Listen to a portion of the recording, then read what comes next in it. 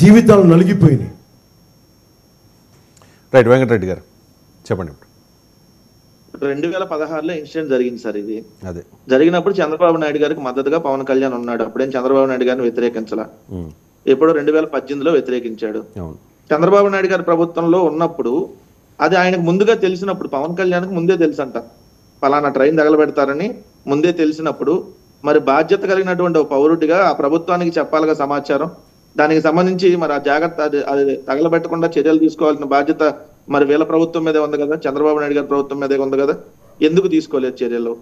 రెండో పాయింట్ వచ్చేటప్పటికి 41 మంది నిందితులు, 24 మంది సాక్షులు, దీనికి సంబంధించి వాళ్ళు ఛార్జ్ షీట్ వేసింది 2021లో వేశారు సార్. 2021లో ఛార్జ్ షీట్ వేసినప్పుడు ఇది రైల్వే పోలీసులు, అంటే రైల్వే పోలీసులకు సంబంధించి రైల్వే ఎవరి హ్యాండ్ ఓవర్ లో ఉంటుంది సార్? స్టేట్ గవర్నమెంటా, సెంట్రల్ గవర్నమెంటా? మరి 2021లో కూడా బీజేపీతో పొత్తులోనే ఉన్నాడు కదా పవన్ కళ్యాణ్. మరి ఎందుకు దానికి నిజాలు నిగ్గు తేల్చలా? ఒకవేళ నిజంగా వాళ్ళు ఉండుంటే ఎందుకు తేల్చలా? చంద్రబాబు నాయుడు గారు ప్రభుత్వంలో 41 మంది నిందితుల్లో కరుణాకర్ రెడ్డి గారి పేరు లేదు, మీరన్న ద్వారంపూడి చంద్రశేఖర్ రెడ్డి గారి పేరు లేదు. ఎవరి పేరు ఉందో తెలుసా సార్? చెప్పండి. ఎవరైతే దాడిచెట్టి రాజా గారు, Mudragada Padmanabham, so and so వీళ్ళ పేర్లు ఉన్నాయి. ఎందుకంటే తుని ఎమ్మెల్యేగా తాడిచెట్టి రాజా గారు అప్పుడు ఉన్నారు కాబట్టి ఆయన పేరును కూడా దాంట్లో చేర్చారు. ఈ కేసును కొట్టేశారు.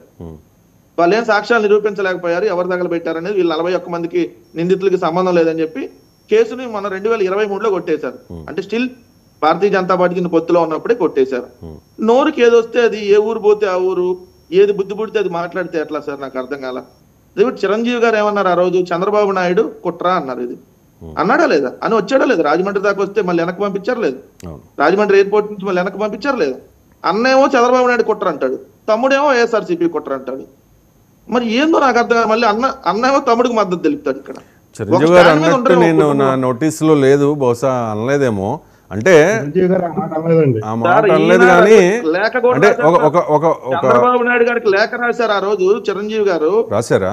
రాజ్యసభ ఎంపీ హోదాలో లేఖ రాశారు. ఆయన రఘువీరారెడ్డి వీళ్ళందరూ వచ్చారు ఇక్కడికి. వచ్చినాక రాజమండ్రి నుంచి మళ్ళీ వాళ్ళని వెనక్కి పంపించేశారు పోలీసులు. అది వెనక్కి పంపించడం మాట వాస్తవం, వెనక్కి పంపించడం అనే మాట వాస్తవం. చిరంజీవి గారు దాని మీద అసహనం, అసంతృప్తి చంద్రబాబు వ్యక్తం చేసిన మాట వాస్తవం. మరి చంద్రబాబు నాయుడు ప్రభుత్వంలో కుట్రలో భాగం ఇది. కాపులకు సంబంధించి మోసం చేశారు, కాపు రిజర్వేషన్లు ఇస్తానని మోసం చేశారు, ముద్రగడ పద్మనాభ గారిని చిత్రహింసలు గురి చేశారు అని అన్న మాట్లాడారు. తమ్ముడేమో వెరైటీగా మాట్లాడతారు ఈ రోజు. ఎందుకు? అదే ముద్రగడ పద్మనాభం గారు కానీ ఒకవేళ జనసేనలో జాయిన్ అయ్యి ఉంటే ఈ అంశం వచ్చేది కాదు. ఆయన వైఎస్ఆర్ కాంగ్రెస్ పార్టీలో జాయిన్ అయ్యారు కాబట్టి ఇప్పుడు ముద్రగడ పద్మనాభం గారు వీళ్ళ దృష్టిలో దొంగ. లేదంటే పవన్ కళ్యాణ్ వీళ్ళు డిబేట్లు ఏం చెప్పారు సార్? ముద్రగడ గారు పవన్ కళ్యాణ్ గారు కలుస్తున్నారని సమాచారం వచ్చినాక, ఆయన జాయిన్ అవుతాడు అని చెప్పి వాళ్ళ అబ్బాయి ఏదో ముందు అనౌన్స్ చేసినాక ఏమని చెప్పారు సార్ వీళ్ళు? అప్పుడు ముద్రగడ గారు దేవుడు, ఇప్పుడే ముద్రగడ గారు దొంగ. ఇట్లా మాట్లాడుతుంటే ఏమన్నా ప్రజలకి ఏమైనా మెమరీ లాస్ అనుకుంటున్నారేమో? పవన్ కళ్యాణ్కి, జనసేన నాయకులకి ఏమైనా మెమరీ లాస్ అయ్యి ఉండొచ్చాం. ప్రజలకైతే మెమరీ లాస్ ఏం లేదు. యూట్యూబ్ కట్టంగానే కింద మళ్ళీ వస్తా ఉంటది కదా, ఒకవేళ మర్చిపోదామన్నా అప్పుడు ఎవరెవరేం మాట్లాడారు, ఇప్పుడు ఎవరెవరేం మాట్లాడుతున్నారని.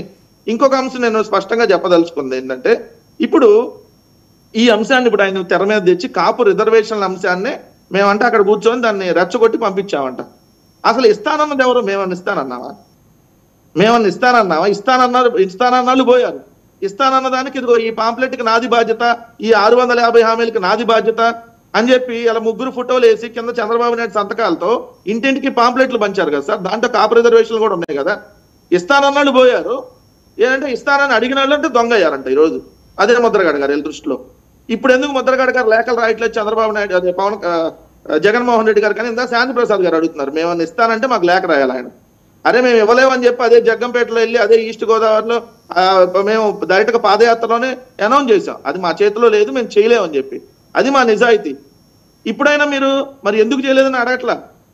ఎందుకు చేయలేదు? చంద్రబాబు నాయుడు ఆ రోజు సాధ్యం కాని అన్ని ఇస్తున్నాడు, అట్లాంటి హామీలతోనే మళ్ళీ మోసం చేయడానికి వస్తున్నాడని తెలిసి కూడా జనసేనలు మళ్ళీ మద్దతు తెలుపుతున్నారు.